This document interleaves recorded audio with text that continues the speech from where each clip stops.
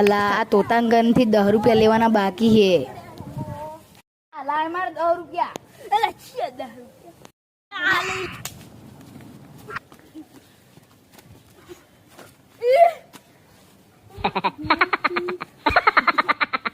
અલે તાળું આ કેટલું બધું દૂધ છે.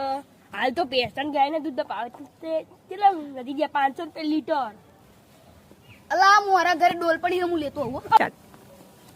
લા કાળું તાળું તે પો દબાવો ચકોલો ડગલી ધંધો મારું નામ ખેતરમાં ફરવાનું કામ.